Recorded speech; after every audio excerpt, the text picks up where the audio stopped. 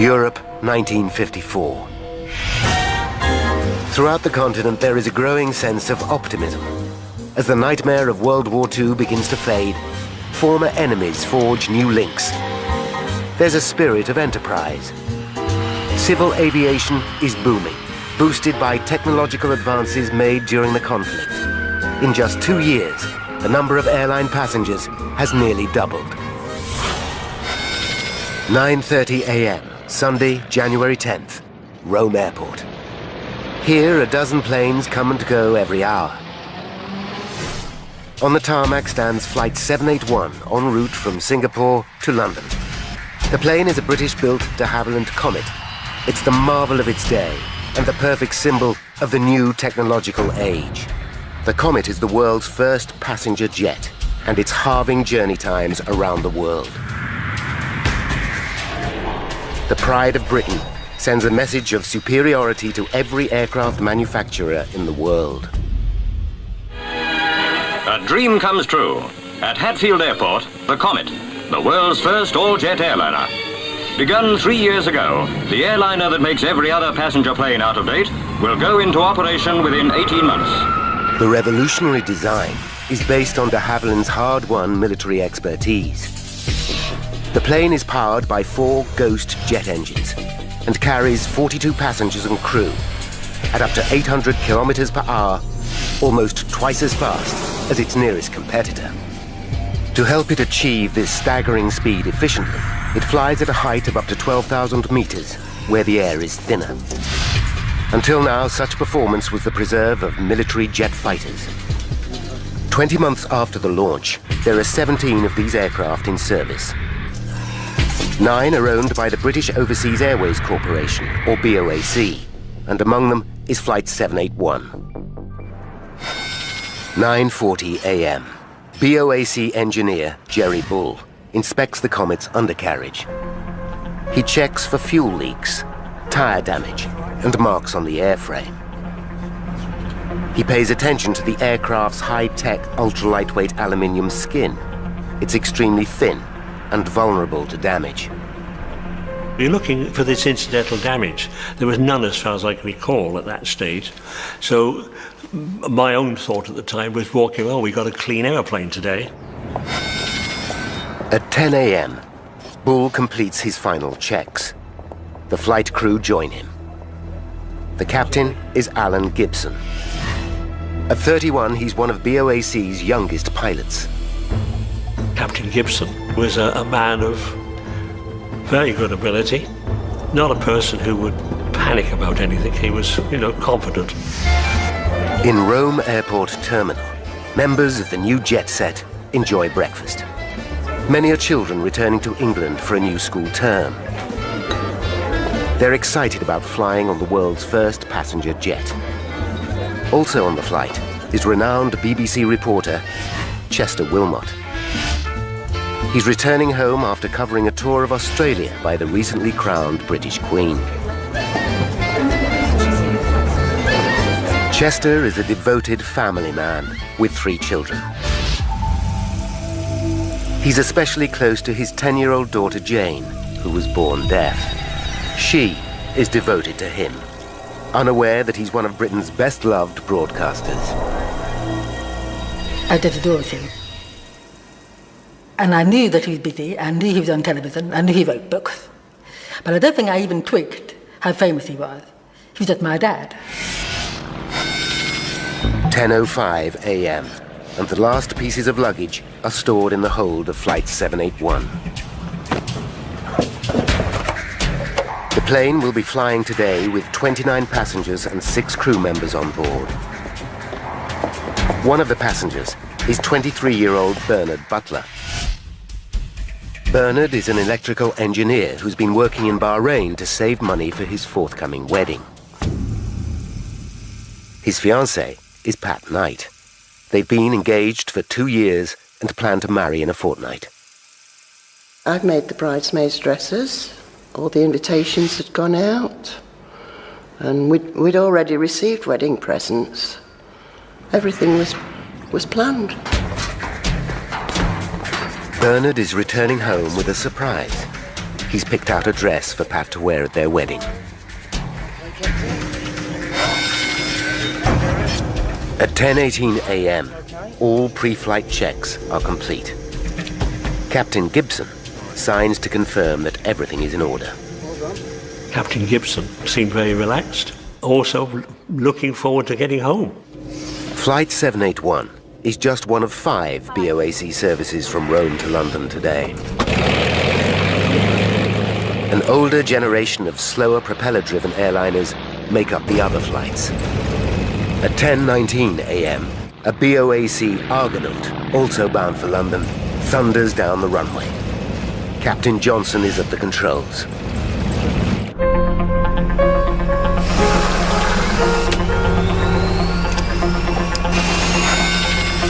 At 10:30 a.m., 11 minutes after the Argonaut's departure, the Comet taxis to the runway. Jerry Bull salutes goodbye. BA 781 is Ciampino Control. Control, this is flight BA 781. We are clear for takeoff. Roger. Air traffic control grant permission for takeoff.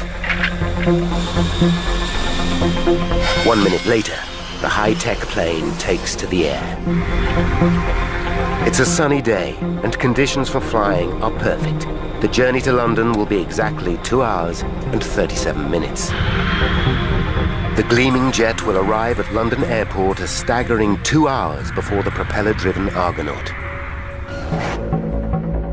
Such speed is so far beyond anything produced by American rivals Boeing and Douglas that Comet's manufacturer de Havilland expect to dominate this booming market. Throughout Britain, expectation is high, from Prime Minister Winston Churchill down. It was important from the British point of view to have our aircraft in the air, and an aircraft which was far better than anything else. So it was a booster. But since the Comet entered service 20 months ago, there have been 2 accidents with a loss of 54 lives. In March 1953, one crashed on takeoff in Pakistan.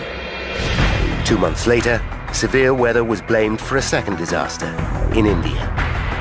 As both accidents occurred in difficult conditions, reliability of the Comet is not in question.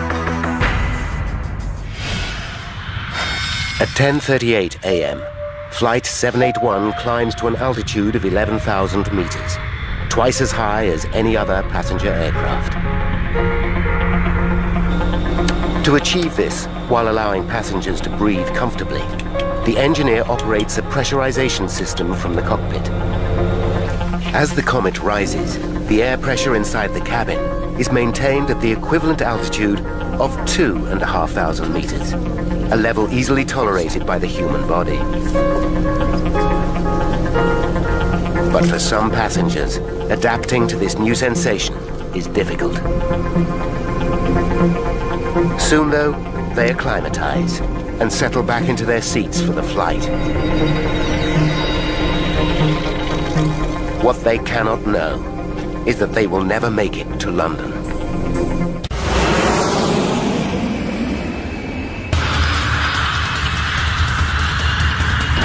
(1954), and the state-of-the-art Comet jet airliner has taken off from Rome en route to London. On board are 29 passengers and 6 crew. As Flight 781 climbs, Captain Gibson receives a message from Captain Johnson in the slower Argonaut that took off a few minutes earlier. Jig receiving. Each pilot uses the plane's call sign. How Jig for the Argonaut, Yoke Peter for the Comet. In due course, can you pass on height of cloud layer, please? Well, we're currently at 20,000 feet. Then I'll let you know when we pass through. Roger, out. At 10:42 a.m., Captain Gibson contacts air traffic control. You're a beam of the Civitavecchia beacon flying at 23,000 feet. The plane will fly northwest over the Italian coastline, high above the Mediterranean Sea.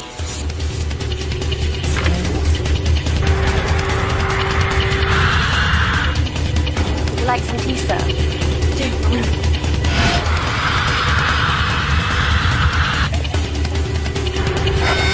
At 10:51 a.m., Captain Gibson again radios the Argonaut. George Howe Jig from George York Peter. George York Peter from George Howe Jig. George Howe Jig, did you get my message?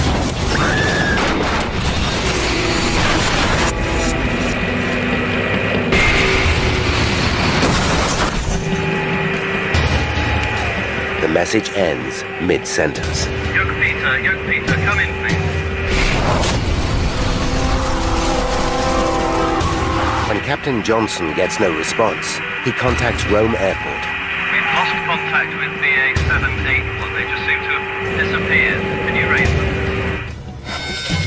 At 10:56 a.m., the airport controller tries to contact the Comet. Without success. They fear something is terribly wrong. 200 kilometers northwest, on the island of Elba, a group of Italian fishermen are repairing their nets. Among them is 33-year-old Luigi Papi. As they work, something extraordinary happens.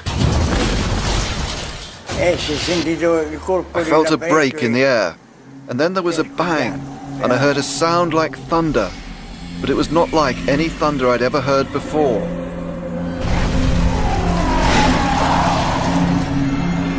They watch in amazement as flaming wreckage falls from the sky.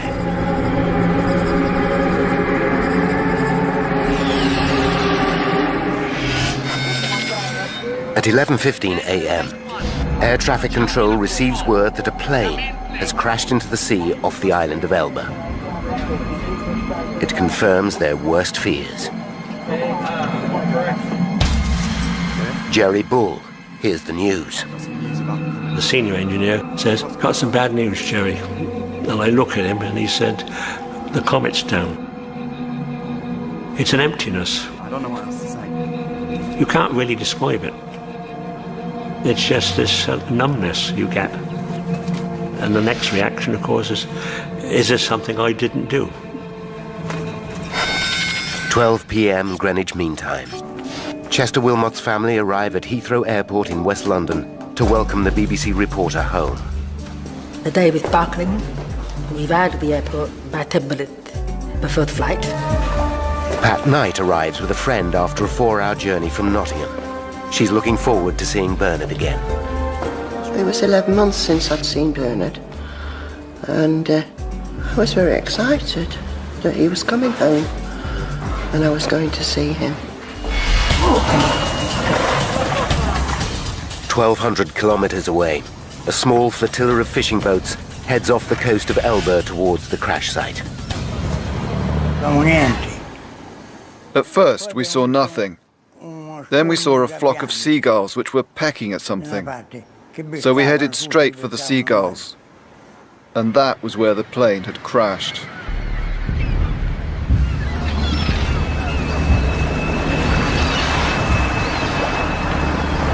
It's a harrowing scene. Bodies and debris float in the water. Among the carnage is a white wedding dress.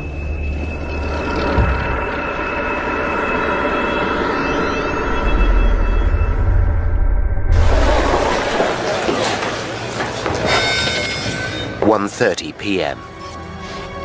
Flight 781 is now over an hour late. Airport staff mark the plane as delayed. Jane Wilmot keeps a close eye on the arrivals board. Mother wanted to keep me busy. So she was sending me off to keep asking questions. Plane delayed, plane delayed. Jane suddenly notices that all reference to Flight 781 has been removed. She decides to ask at the BOAC desk. And I asked questions of why is it not there on the board? Not on the list anymore. Why is it gone? I'm afraid I can't give you that information at the moment, dear. We can't tell you. Have you got someone with you? Go and get your mother. I'll be happy to speak with your mother. Edith Wilmot is taken to a side room. Her children wait outside. They still believe their father's plane is delayed. How this? Oh well. These things happen. Minutes later, Edith returns visibly shocked and close to tears. Darlings, there's been an accident. She tells her children that Chester is dead. Jane will never see her beloved father again.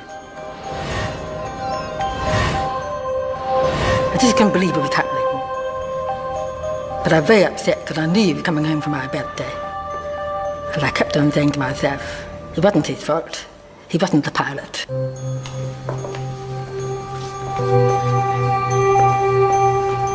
The grim task of informing friends and relatives continues. Patricia Knight can scarcely believe what she hears. We were told it had come down. They didn't know whether there were bodies found or not. And there was nothing we could do. In an instant, Pat's hopes for the future are destroyed.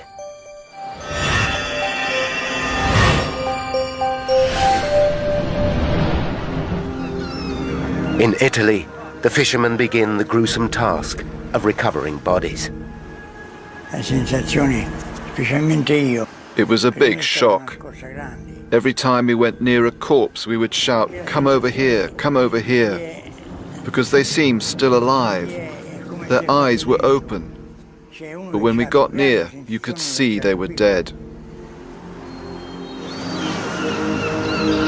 In total, 35 passengers and crew die on board Comet Flight 781. 15 bodies are recovered. There are no survivors.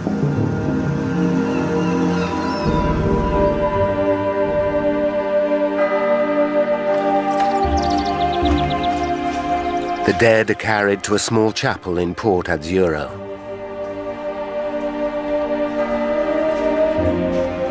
Local people say prayers. Children bring flowers.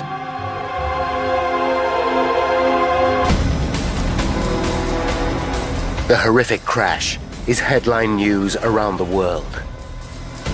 The question on everybody's lips is how could the most advanced airliner in aviation history just fall out of the sky? Was it a tragic accident or something more sinister?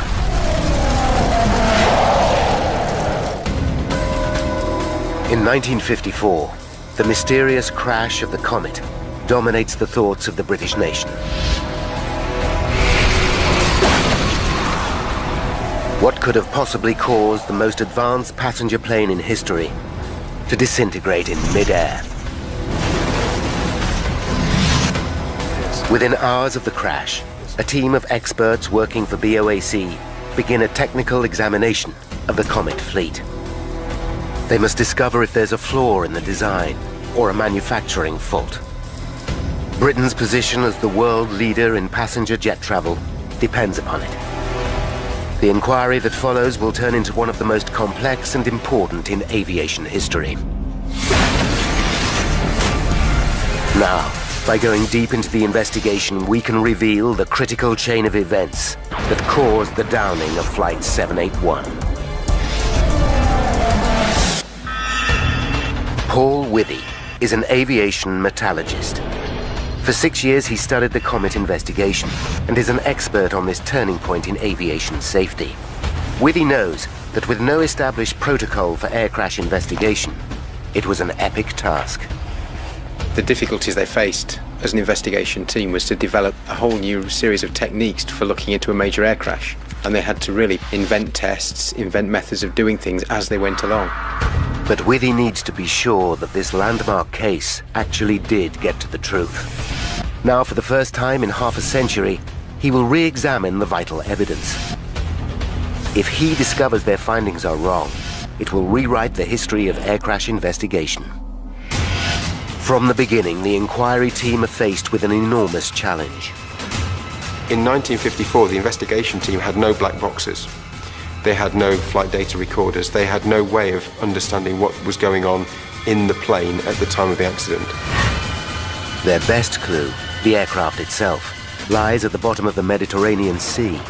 Without the remains of the plane, the team know they must unravel the mystery with the flimsiest of evidence. With little to go on, the press speculate that sabotage might be the cause of the crash. These are the early years of the Cold War, and there are fears that subversive communists may be responsible. Sabotage, a bomb. I mean, that came up fairly rapidly, you know, it has to be. How did it happen? A bomb could have been hidden on board while the plane was taking on extra baggage. It's only a theory, but if true, it would at least eliminate doubts about the safety of the comet itself. With the pride and prosperity of a nation riding on the comet's success, a close eye is kept on the investigation from the very top. Winston Churchill himself. If saboteurs are responsible, the investigators know they must come up with hard evidence. They know that Flight 781 would have been flying at around 11,000 meters when something caused it to break up and fall from the sky. The Italian fishermen provide a few clues.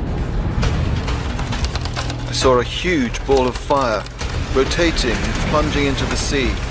It left a huge cloud of smoke. Captain Johnson, pilot of the Argonaut, deepens the mystery.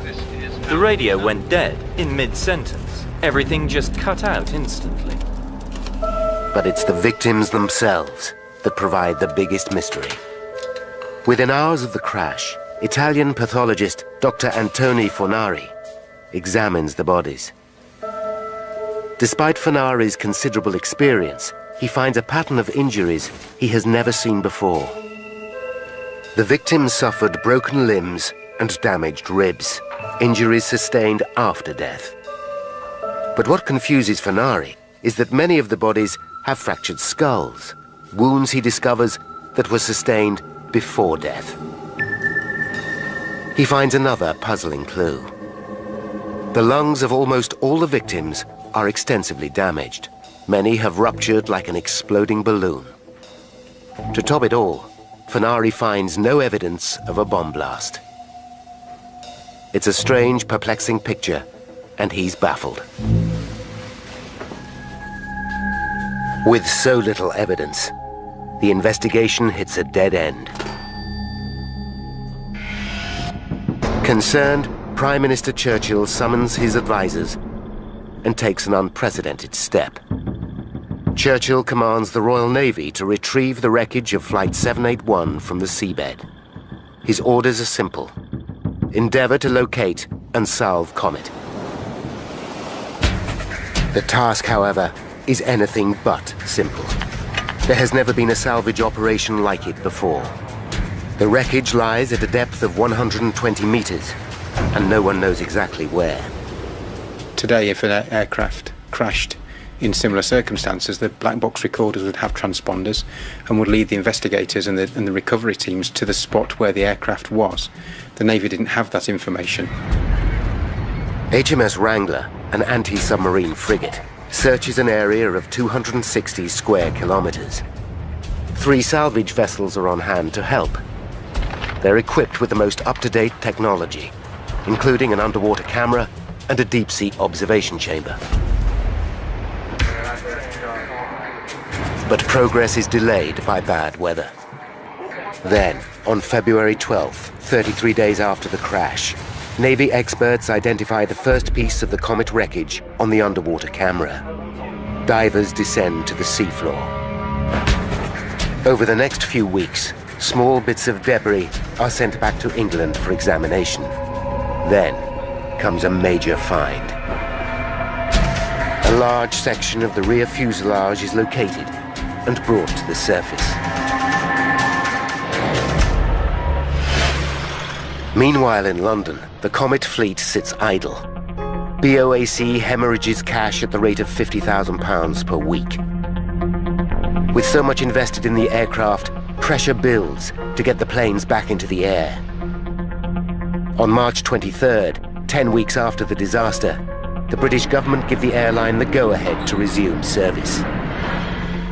At London Airport, a Comet airliner about to leave for Johannesburg was taking out extra crew members. Press and television attend the relaunch. Everybody was in high spirits at the resumption of Comet flying. BOAC Chairman Sir Miles Thomas gives the Comet a public vote of confidence.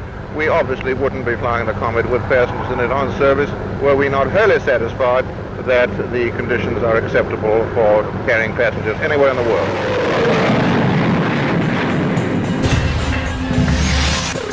Wreckage from Flight 781 arrives in England piece by piece. Investigators identify and mark every fragment.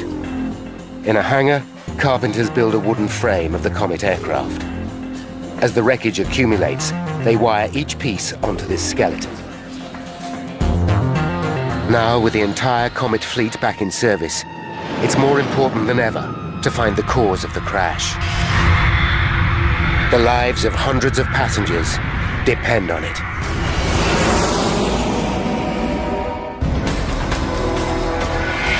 April 1954. While investigators urgently look for clues into the crash of Comet Flight 781, the British government give BOAC the go-ahead to relaunch their Comet fleet. It's a terrible mistake. At 6:32 p.m. on April 8th, 16 days after the resumption of flying, a Comet takes off from Rome bound for Egypt. 14 passengers and 7 crew members are on board. 33 minutes into the flight, the pilot reports that he's on course flying at 11,000 meters. It's his final message.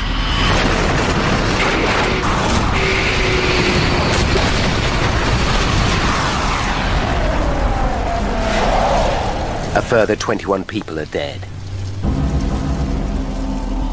The news sends shockwaves around the world.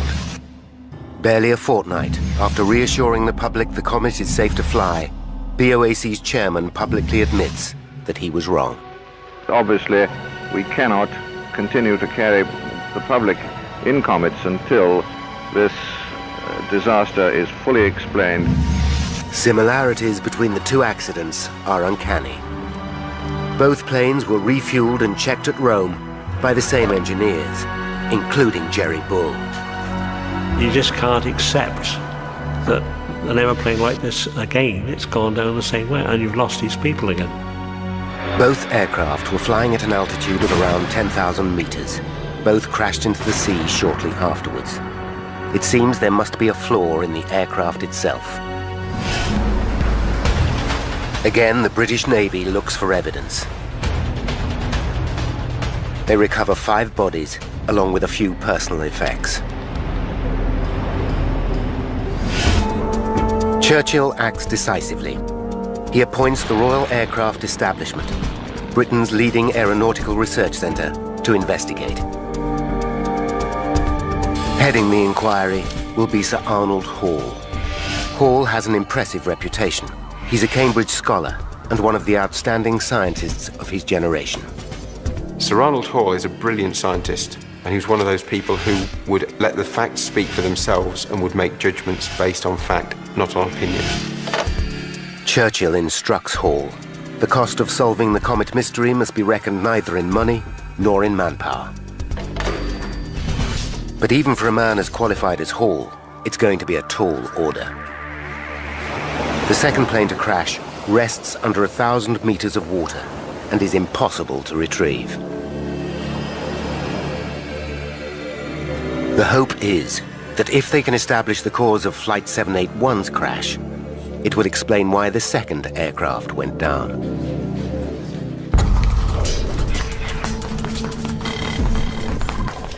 Over the next 4 months, 781's wreckage is methodically pieced together at Sir Arnold Hall's headquarters in Farnborough. It's groundbreaking work.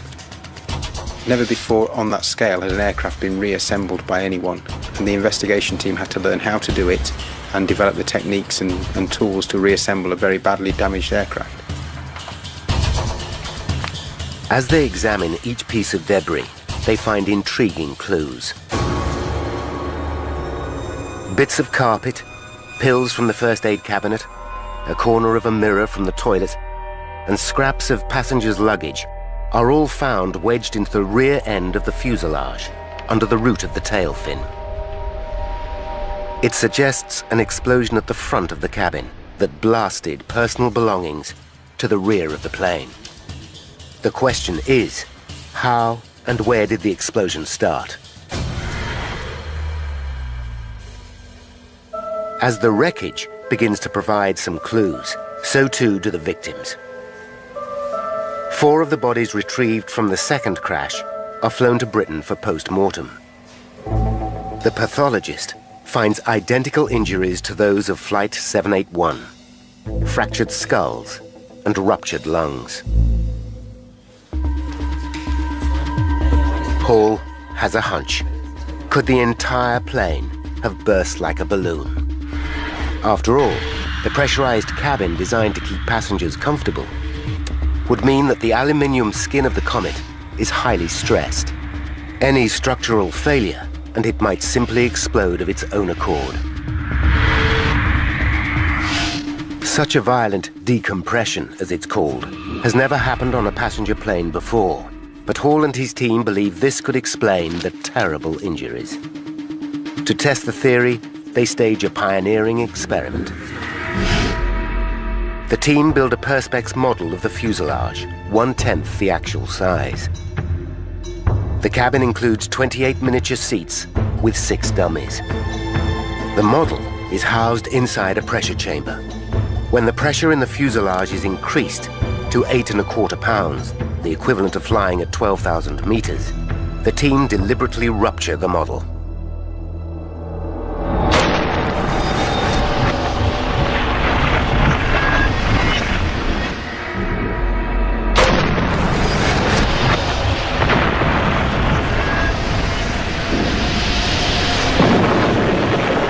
A high-speed camera captures the results. The rapidly escaping air causes a tremendous release of energy. Seats tear apart and fly through the air. The dummies catapult vertically and smash their heads on the cabin roof. It's a graphic demonstration of a phenomenon experts like Paul Withy understand only too well. The pressure cabin exploding is the same as a 500-pound bomb going off inside the cabin. The experiment appears to explain how the victims of both flights sustained such horrifying head injuries. Not only that, the sudden change in pressure would cause the air inside the victims to expand rapidly, rupturing their lungs instantly.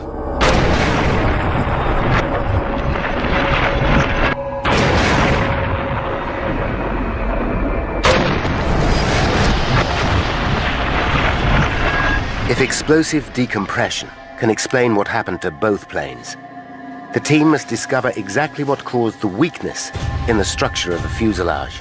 But a failure in the aluminium skin seems implausible. The manufacturer's own tests show the natural life expectancy of the fuselage is over 10,000 flights, many more than the number flown by the 2 crashed planes. Nevertheless, Sir Arnold is not a man to leave any stone unturned.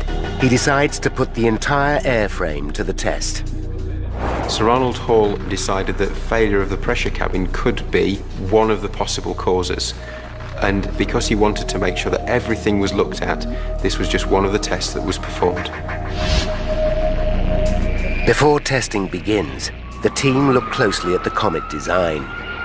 They discover that to withstand the stress caused by repeated pressurizations, the skin of the aircraft must be immensely strong, but it must also be extremely light. In order to achieve this, de Havilland developed a lightweight aluminium alloy skin, just over 0.5 millimeter thick.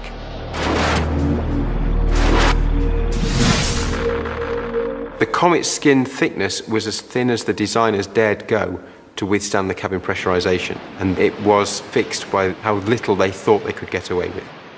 Sir Arnold devises a test to assess the strength of the plane's fuselage. The experiment is on a completely different scale to anything they have attempted before. It requires the construction of a massive water tank, measuring 34 meters long by 7 meters wide and 5 meters deep. Working non-stop, it takes a team of engineers 6 weeks to complete. The team at the Royal Aircraft Establishment are working really hard. They're working 24 hours a day, they're working shifts, they're sleeping on site. They are a very dedicated team. By May 29th, it's ready. The engines and cabin upholstery of a Comet are stripped out.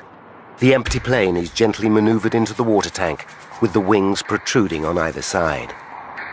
Hydraulic rams move the wings up and down to simulate flight conditions. Engineers fill the tank and the plane with water. When they are both full, they force more water into the plane, pressurizing it as if it were flying. After 5 minutes, engineers reduce the pressure. Each test puts the same amount of strain into the aircraft as a single flight at 12,000 meters. Sir Arnold plans to test the fuselage to destruction. It could take up to 5 months. The experiment runs 24/7. Using 1950s technology, it's a grueling task. Today we wouldn't do a water tank test. We'd actually use computer modelling and computer simulation to understand how the aircraft would behave. As the tests continue, there are other lines of inquiry. In mid-June, 5 months after the crash of Flight 781, the team assembled 2/3 of the fuselage onto the wooden frame. Half a wing lies on the floor.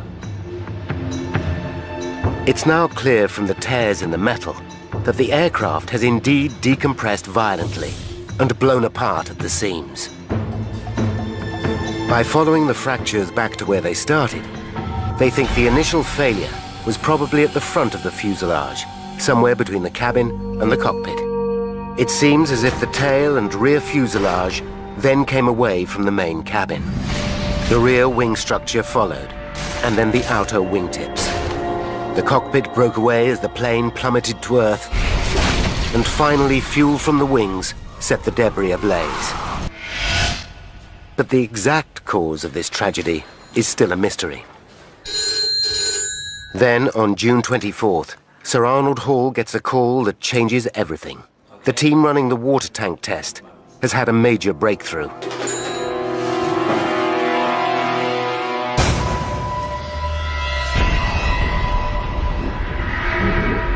Less than a month after testing began, after the equivalent of just 3,000 flights, the Comet fuselage ruptures. Engineers immediately drain the tank, and Sir Arnold Hall inspects the damage. There is a massive tear in the aircraft's skin, 2 meters long and 1 meter deep. The tear follows the line of the plane's windows and doors. It's a shocking but vital turning point. They have uncovered a major weakness in the structure of the Comet. The entire fleet seems to be fatally flawed. I think everybody was thunderstruck. De Havilland certainly were thunderstruck because they didn't expect a Comet airframe to fail so soon in its life. But what triggered such a dramatic failure? There's one prime suspect, a phenomenon known as metal fatigue. It's something Paul Withy knows well. This is a piece of aluminium sheet similar to that which was used on the Comet skin, but much thinner. One cycle of load isn't going to fail it at all. But if I repeatedly load it, like this... Fatigue is caused when a metal is repeatedly flexed one way and then the other. There you can just see it's about 3 or 4 millimeters across the sheet. After a while, minute cracks start to form. Cracks growing further and further across the sample. The cracks steadily increase in size, and eventually the part fails. But there are 2 problems with this explanation. Metal fatigue leaves a telltale microscopic pattern on the surface of the metal. Although in the 1950s, the technology for detecting this pattern is in its infancy, none of the parts reclaimed from the sea seem to show any sign of it. Secondly, before the Comet went into service, the manufacturers did extensive fatigue tests to find out how the fuselage would behave under repeated pressurizations. It passed with flying colors. Sir Arnold knows he must come up with hard evidence to prove the theory. He must find a part of Flight 781 that shows signs of the fatigue. The piece of evidence that Sir Arnold needed above all other was that source of fatigue crack growth that he knew was there in the airframe somewhere. A single piece of wreckage is all that's needed to validate the entire investigation. But this crucial evidence still lies at the bottom of the Mediterranean Sea.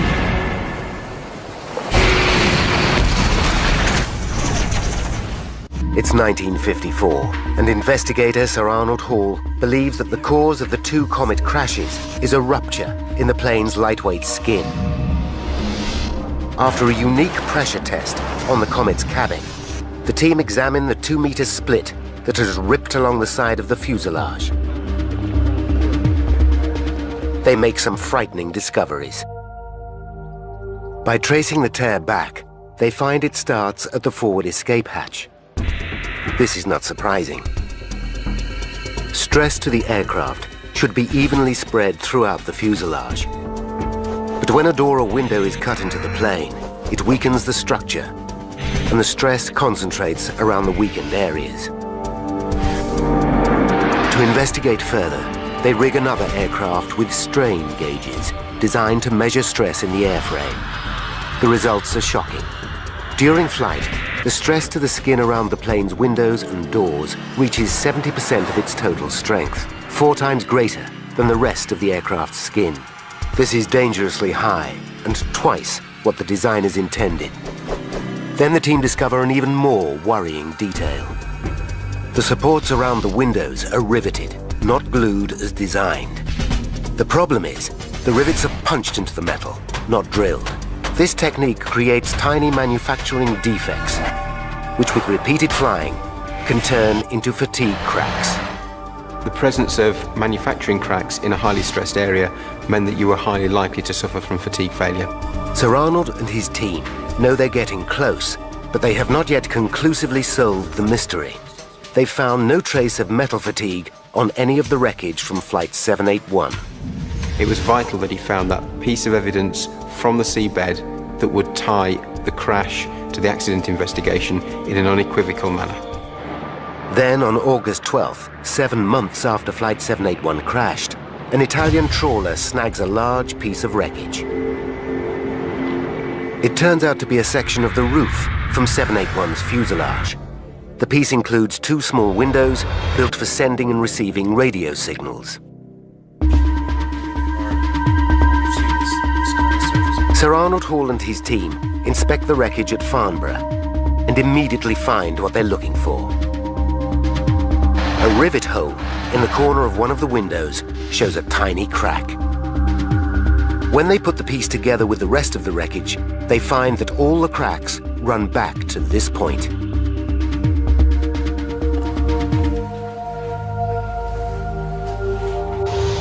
They have their missing clue. The future of the Comet, the world's first passenger jet airliner, hangs upon the outcome of a court of inquiry being held at Church House. On Tuesday, October 19th, after 6 months of grueling work, Sir Arnold Hall presents his findings to a court of inquiry. But one detail fascinates Withy. In 1954, the techniques for analyzing metal fatigue were crude. The final piece of wreckage was examined with an ordinary microscope, and the team relied on experience to make their conclusion. Today, London's Science Museum safeguards the crucial piece of wreckage. Paul Withy goes to see the historic item for himself. No one has ever used modern methods to re-examine the evidence. Using 21st century know-how, Withy wants to look again at the wreckage and check that Sir Arnold got it right. In order to preserve the damaged section, it has been mounted onto a plate. Running from a rivet hole is the crack which, it's believed, started the catastrophe. To examine the damage in more detail, Withy makes an impression of the crucial area using a silicon-based putty.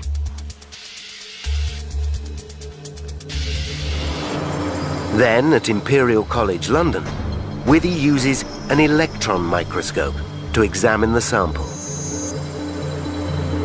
Magnifying the crack about 200 times, Withy shows what Sir Arnold would have seen.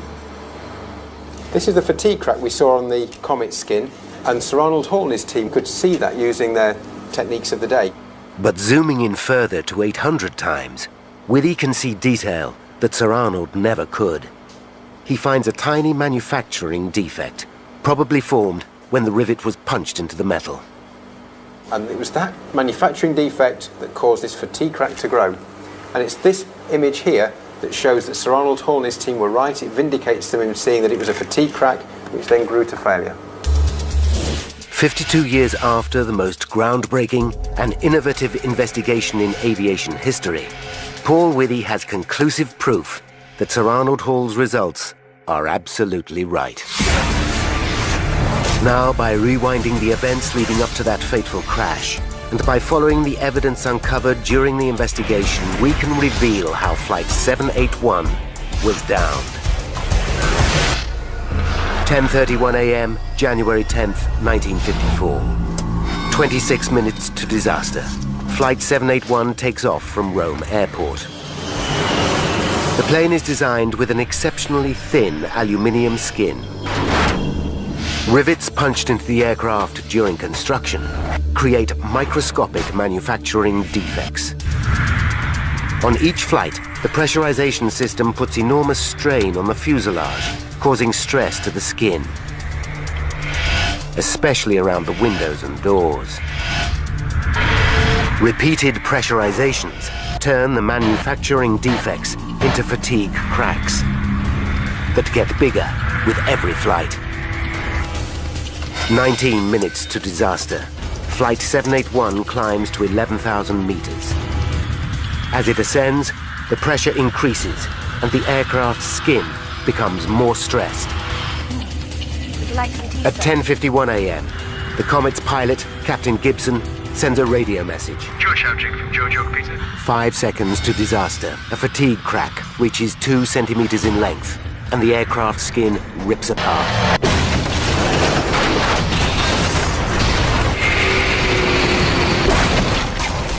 At 10:57 a.m., the shattered pieces of Flight 781 fall from the sky.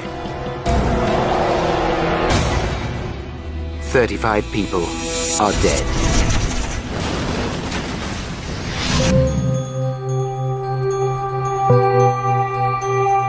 On the island of Elba lies a memorial to those who lost their lives over 50 years ago. The pain of the tragedy will never be forgotten, but the scientific understanding gained during the investigation is comfort to some. I know it gave my mother a great deal of comfort that the test they did on the following the comet crash did save people's lives later. 4 years after the crash, the Comet did fly again, but it never achieved the commercial success it once promised. In the interim, American company Boeing developed their own passenger jet and became the dominant force in the world of aviation. The de Havilland Aircraft Company went into decline and were eventually taken over. Passenger air travel had changed forever.